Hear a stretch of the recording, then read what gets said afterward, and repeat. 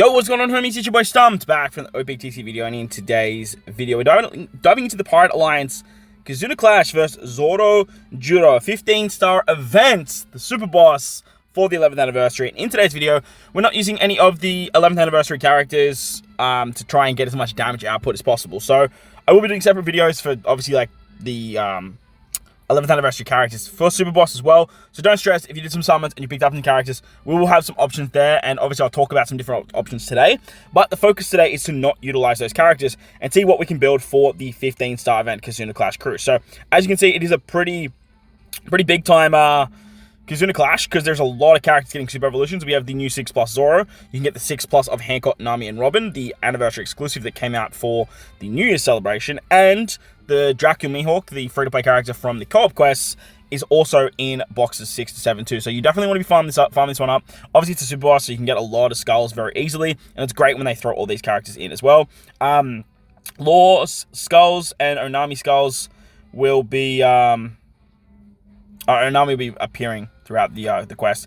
Vivi, Rebecca, Kuzan, and Vegapunk will also be in the shop as well. So that's going to be a lot of fun. And then Trafalgar Law Alliance to change the land of Wano will be available in box 6. I believe this is no, I don't know which law this is. I believe it might be Psy-Law? Wano Law? Not Wano Law? I can't remember. I don't know. Let me know in the comment section below if you know exactly what law this is. So yeah. As you can see, obviously, Super Boss is upon us, so that's what we're going to focus on today with our team building. So the first variation is the quick variation, and shooters, slashers, and I believe free spirit characters, no, fighter characters, get all the good stuff. On Battle 2, there is Burn, a perfect barrier. Your middle row gets 6 turns of special reverse, and your top row gets 2 turns of special reverse, normal attacks only, and then there's an interrupt if you basically use Brook. So as you guys know, if you pass the turn, you get 9 turns of nullify potential abilities. All beneficial effects get blown away, including super status, and then the enemy retreats. Final stage, you have ZORO Juro, who is immune to everything and defeats specials, percent damage reduction, and is weak to shooters. Obviously, Kizaru is the guy they want you to bring. On the final stage, your captain gets a super block slot, and your friend captain gets a block orb, or maybe everyone else gets block orbs. I can't really remember exactly how that operates. Yeah, so yeah, your crewmates and your top left. So basically, super block on your captain, regular block on everyone else. Your own super type, so ZORO becomes a quick super type. There is an intimidation for 2 turns on basically every single buff.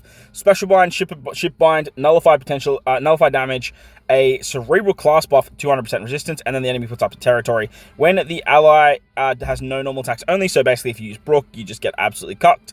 And there's an interrupt for increase for certain status. So if you do any damage increase for certain status effects, the certain status effect damage will be boost will be removed. That's actually something that I completely overlooked. So basically, any conditional buff for one time, it will be actually removed. So that's very interesting. Also, after one turn, there's burn and normal attacks only. So the team we're using looks a little bit like this. Alright, so I had to change a few things up a bit just because totally glossed over the fact that you lose one of your conditional buffs. So that does sort of like hinder the team a little bit. But the team we're rocking looks a little bit like this. We are using Kizaru as a friend captain. That is very, very important. The upside to our leader is that Ace can just remove the special rewind on turn 2 as a captain. We're not going to have access to his EX though, which is a bit of a shame. But prioritizing the strike characters for the Lulu special and EX, it's going to be a little bit more valuable there. But on turn 2, we can actually utilize the captain shift mechanic of Lulu. That's going to bring us into the captain spot. And if you have the S-Snake support, the new S-Snake support, you can actually utilize this to get some advantageous type effect with your shooter characters as well. So that's something that's pretty big for the team as well. But if you don't, you can just use the S-Snake support that I have on them. But the idea here is just use the captain shift, get them into the captain slot, and then basically just rely on that damage to kill on that particular turn. If we need to, we can use the super swap of Nami and Sanji. We have the super swap of Usopp and Lilith. They're going to give us some resistance down, but ideally for more damage, we're going to want them for the final stage. So that's kind of the goal and what we're going for there. On the final stage, to remove the intimidation, we have the EX of Kizaru. Because we have a bunch of Egghead characters on the crew, as well as Ace being a Navy character, the Kizaru captain ability, it's actually going to trigger very nicely in the sense that it's going to, let me just bring up Kizaru quickly. It's going to bypass the special bind, the burn, all of the nasty effects that get inflicted on us. Kizaru is just going to bypass them purely with his captain ability because we have 3 or more Egghead, Logia type, or Navy characters on the crew, which is awesome. Fortunately, do we have the No, we don't. The Navy characters is that next line there. So he's obviously an exceptional captain. He gives cooldowns to start the quest. His EX removes the intimidation. So like I said, we are utilizing him as a friend captain. And that way we can actually utilize, we can utilize him quite nicely. Now, I don't believe we have a super tandem on this particular team now that I'm looking at it. We do not. So, bit of a problem there, but like I said, the damage output is probably going to be more important. And we could probably look at sort of doing some stuff without Lulu. And if you have, obviously, like the new Nami would just be like a straight swap for Nami and Sanji down the bottom there. But Nami, Sanji, after you use the EX, you can use the Ace special. Ace is going to give you a very big ore buff, and then you're going to lose that conditional buff from Ace, which is a bit of a downside. But after that, you can use the Lulu special. That's going to apply set target, and it's going to give you a double stacking conditional buff, which unfortunately we're not going to get access to. But then their EX is going to change the super block slot into a tandem, and then the rest of the slots into tandem as well. And then you get the conditional buff for delay and paralysis. Once you've done that, you can super swap with the Frankie and Chopper unit. That's going to give you 2 times color affinity, and then their special can actually give you an attack boost, which is really, really strong. So that way you have attack and you have orb boosting. You have the 3 Straw Hat characters on the crew. Usopp and Lilith are going to be your weakening character. Weakening character, and then Nami and Sanji are going to be your increased damage taken. And then because of that, you have the EX of Luffy and Lucci to give you the conditional buff, which then allows you to get the It allows you to get the conditional thanks to Usopp Lilith actually being a delay based unit. So this is the team here. Like I said, we don't have the maximum damage because obviously we don't have some of the newer characters, but like the new Nami would just be a straight swap for the Nami and Sanji unit. That way you get the increased damage taken and the weakening effect and base stats all in the same unit. Obviously it's just for slashers, but the fact that Kizaru is a slasher just means that you are hitting really, really hard with him, and she provides a super tandem ability too. If you guys have the new Caulifla as well from the Kizuna, you could definitely use Caulifla over something like Usopp Lilith as well, especially if you have the new Nami, so you could do some fun stuff there. On to the next fight. We have the in-fight. Hopefully I didn't miss anything here. DarkSide and in-characters get all the good stuff. On Battle 2, you get a full body block slots as a barrier, normal attacks only, and damage reduction. If you use Brook strats, obviously you get bad stuff, and then after 1 turn, you lose potential abilities and you lose all your buffs. On Battle 3, Zoro has immunity, immune to blow away, all that fun stuff, and is weak to slashes. He gets 7 turns of paralysis, normal attacks only, becomes a super type, another intimidation, 13 turns of despair, which will go down to 10 after sockets, 7 turns of defense up, as well as 3 turns of a territory. So very, very annoying stuff, and that's why obviously the new characters are great, because they can apply territories and override the territories that the enemies actually put up. There's interrupt if you use Brook strats, and after 1 turn there is a tandem orbit barrier. So the team we're rocking looks a little bit like this. I am using the 10th anniversary ship for this particular fight. That is very, very important, because you do want cooldowns for your versus Luffy down the bottom there. Versus Luffy is not getting cooldowns because he is not a Dex, Int, or Psi unit, but everyone else actually is, which is really, really good. The strat here, because we don't have the new Nami, is that we can utilize Shanks on turn 2. He's going to remove the barrier, he removes the damage reduction, and he gives you 3 turns of color affinity boost because he is your actual captain, which works out really, really nice here. Unfortunately, we don't have the EX for Shanks, so I need to just look at that again. I always miss something. No, we do have the EX of Shanks, so I'm an idiot. We're using Luffy, Zoro, Sanji as friend captain. Totally spaced on that one there. But yeah, Shanks should just take care of turn 2 very, very nicely. Again, he just, like I said, he just literally does everything that you need. So, works well. Plus, he gives you that carryover color affinity boost. Then when you move to the final stage, you pretty much have everything rocking and rolling. So, we have Yamato for increased damage taken. We have Law and Kid. Law and Kid are actually going to be our super team character for this team, depending on what your level is and stuff like that. You could also use Luffy, Zoro, and Sanji. But there's switch ability, which we could definitely use on turn 2 to help us kill there as well.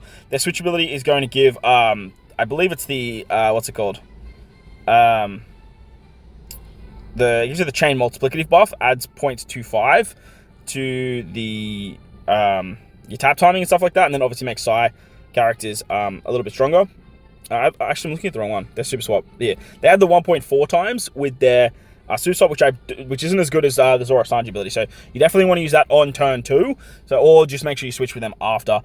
Shanks is going to remove the what's it called? The intimidation, but then he also gives you an orb buff, which is a little bit annoying. Lucky it's for slashes, but it does go to for everyone. And because you have the 5 Straw Hat characters on the team, or Yonko's, Yamato's the only one that isn't included in Luffy, Zoro, Sanji's abilities, you actually get the overrideable effects, which is actually pretty damn strong. So, make sure to use Yamato after the Zoro and Sanji. Zoro and Sanji can turn everyone into free spirit slashes. Once you've done that, you have the Verse Luffy ability. Versus Luffy is going to be your well, another territory, but he also can give you a conditional buff against increased damage taken.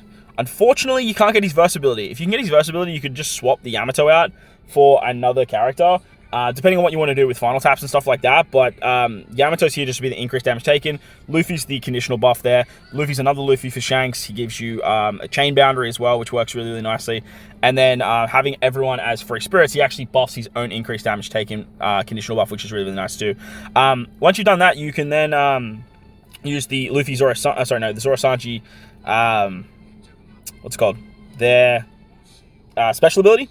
Their special ability is going to turn everyone into free spirit slashes. They give you the chain buffs, all that fun stuff too. And then, because you should have already used that before the Luffy special, but then you can use the Luffy Zoro Sanji special after that, giving you an extra attack boost and an extra orb boost that you stack on top of the Shanks and the Kid Law specials as well. So Kid Law does have a lot of value here. Shanks obviously is just absolutely fantastic. You have increased damage taken with the conditional buff, chain boundary, chain shenanigans with Zoro Sanji. If you do have the new Nami, obviously just use the new Nami over Yamato, like that's a no-brainer. But then the idea here is to use either the Zoro Sanji's Super Tandem, which you are going to need a Luffy for. So you can go Zoro Sanji into the Kid Law into Luffy, but if your Kid Law is better, then obviously you want to start with Kid Law, so that way you're getting the 2.75 buff. But you also get the Tandem Orb multiplier with Zoro and Sanji too, so you get a big give and take there too. And then you can use the final tap of Verse Luffy because everyone is everyone is free spirit characters, or you can use the Rush of Shanks first, you can use the Rush of Shanks last. The team has a lot of flexibility there, as you can do some pretty nice stuff. So the idea is, once you move into the final stage, Shanks on turn 2, move into the final stage, super swap with Kid Law and Shanks special on turn 2, move into the final stage, use the Kid Law special, use the super swap of use the EX of Shanks first, use the special of Kid Law, super swap with what's his name?